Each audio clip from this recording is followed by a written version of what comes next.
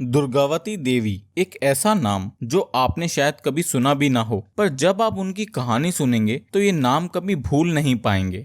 दुर्गावती देवी का जन्म अक्टूबर 1907 में शहजादपुर विलेज में हुआ, जो कि अब उत्तर प्रदेश का कौशाम्बी डिस्ट्रिक्ट कहलाता है। उनके पिता पंडित बांके बिहारी भट्ट प्रयागराज कोर्ट में काम करते थे। दुर्गा जब सिर्फ 10 महीने की थी, उनकी मां यमुना ने इस दुनिया को अलविदा कह दिया। इससे उनके पिता बहुत दुखी हुए और उन्होंने संन्यास ले लिया। दुर्गा की देखरेख उनके एक रिलेटिव के यहाँ हुई। जब वो 11 साल की हुई तो उसकी शादी 15 साल की उम्र के भगवती चरण वोहरा के साथ कर दी, जो कि लाहौर से थे। वोहरा परिवार काफी अमीर था। भगवती चरण वोहरा के पिता शिव चरण वोहरा रेलवेज में बड़े अफसर थे और ब्रिटिशर्स के साथ लॉयल थे।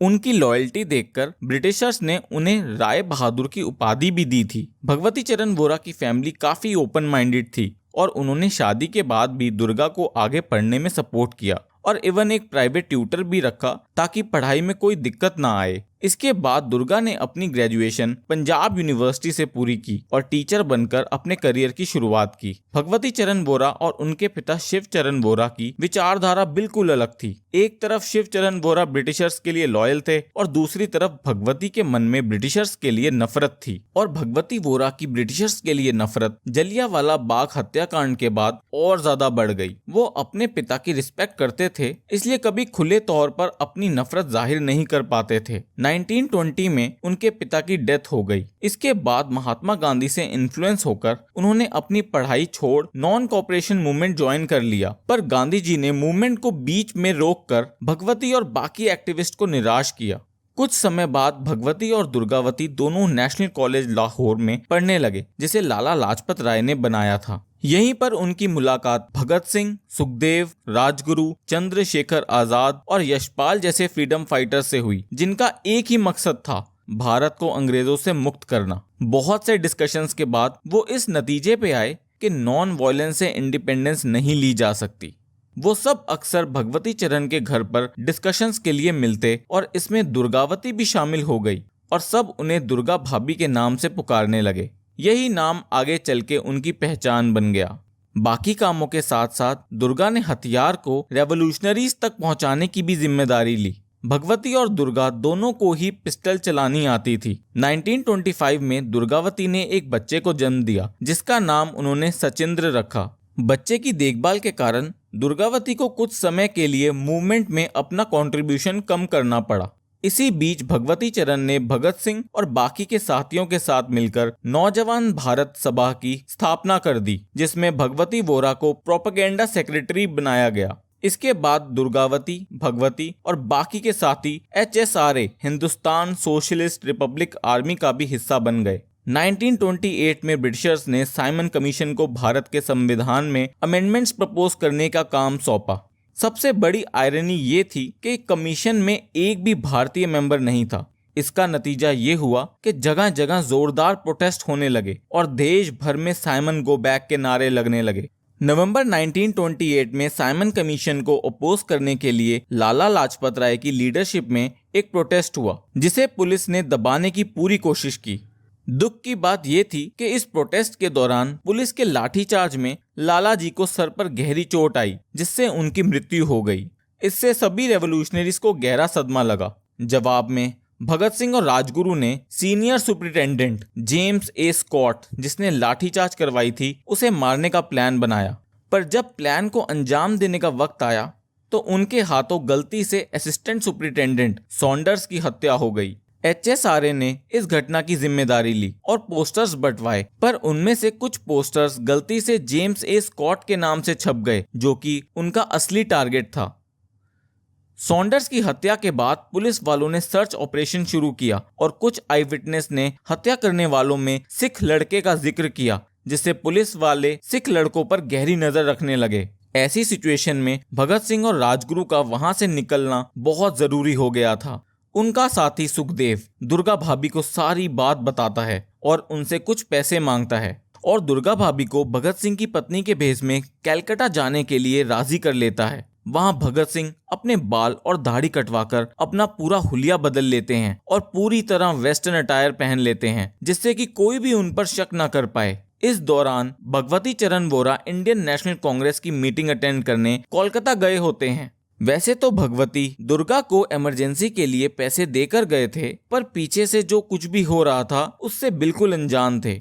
दुर्गा के लिए भगत सिंह और राजगुरु के साथ जाने में दो बड़े जोखिम थे। एक तो अपने और अपने छोटे बच्चे की जान दांव पर लगाना, साथ में उस समय के सोशल नॉर्म्स में एक मैरिड लड़की का किसी दूसरे आदमी के साथ ऐसे जाना ठीक नहीं था। लेकिन दुर्गा का मेन मकसद भगत सिंह और राजगुरु को वहां से भागने में मदद करना था। दुर्गा ने एक अमीर लेडी का भेष बनाया और अपने बेटे के साथ इस खतरों से भरी यात्रा पर निकल पड़ी। रेलवे स्टेशन पर बहुत से ब्रिटिश पुलिस ऑफिसर्स ड्यूटी कर रहे थे। भगत सिंह और दुर्गा ने फर्स्ट क्लास का टिकट लिया और ट्रेन में चढ़ गए और राजगुरु उनका नौकर बनकर थर्ड क्लास में चढ़ गया। उन तीनों के पास लोडेड पिस्टल थी। ट्रेन में यात्रा के दौरान एक पुलिस ऑफिसर उनके पास आया और उनसे आईडी कार्ड मांगने लगा। खतरे को देख भगत सिंह अपनी पिस्टल निकाल ही रहे थे कि दुर्गा ने चतुराई से अपने बेटे को पिंच किया, जिससे वो तेज तेज रोने लगा। फिर दुर्गा ने पुलिस ऑफिसर को रोता हुआ बच्चा पकड़ाया और आईडी कार्ड ढूंढने का बहाना करने लगी। हड़बड़ाहट में पुलिस ऑफिसर वहां से चला गया।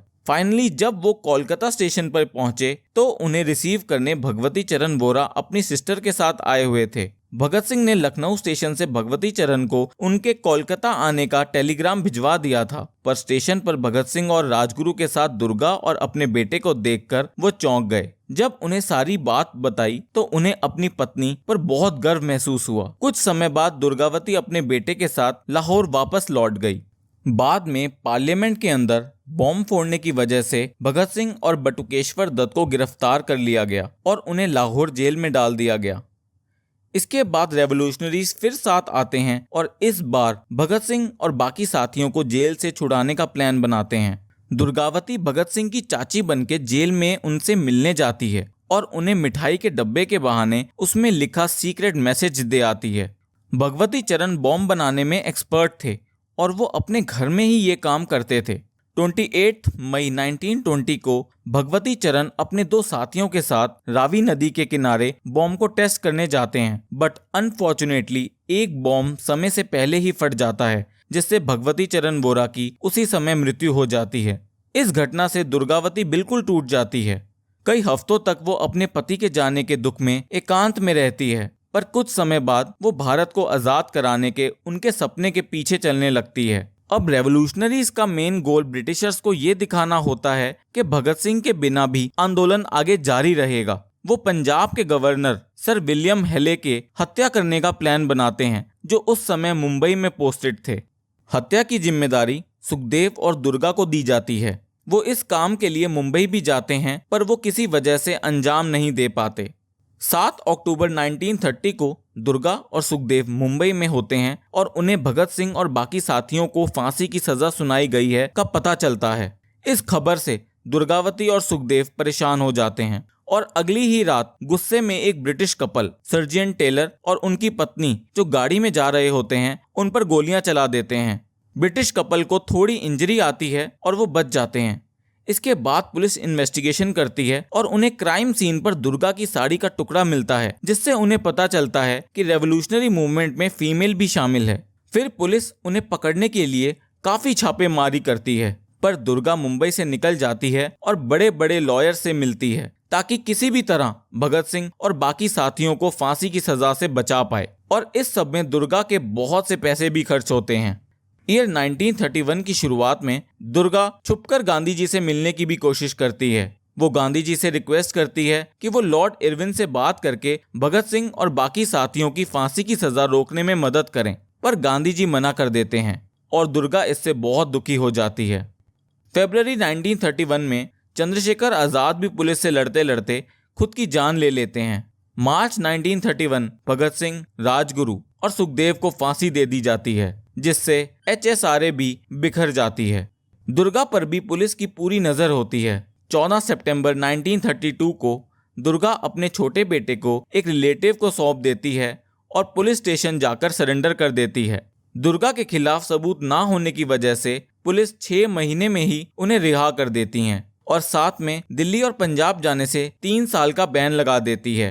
दुर्गा गाजियाबाद जाकर सेटल हो जाती है। 1937 में इंडियन नेशनल कांग्रेस उन्हें अपने साथ काम करने का ऑफर देती है, पर वो मना कर देती हैं। इसके बजाय 1939 में वो मॉन्टेसरी एजुकेशन की ट्रेनिंग लेने मद्रास चली जाती हैं। ट्रेनिंग लेकर वो लखनऊ का पहला मॉन्टेसरी स्कूल खोल देती हैं। अब उनका मकसद सिर्फ भारतीयों को पढ़ाना बन जाता है। वो पूरे जी जान से पढ़ाने में खुद को समर्पित कर देती हैं। 1999 में दुर्गा भाभी 92 वर्ष की उम्र में गुमनामी में मर जाती हैं। दुर्गावती जी और उनके पति भगवती चरण वोरा के देश के लिए इतने योगदान देने के बावजूद हमारे देश के इतिहास के पन्नों से उनका नाम गायब है। मैं उनके साहस और बलिदान को नमन करता हूँ। एंड आई होप अब जब भी कभी आपसे कोई फ्रीडम फाइटर्स के बारे में पूछेगा तो आपको दुर्गावती देवी और भगवती चरण वोरा का नाम याद रहेगा। जय हिंद।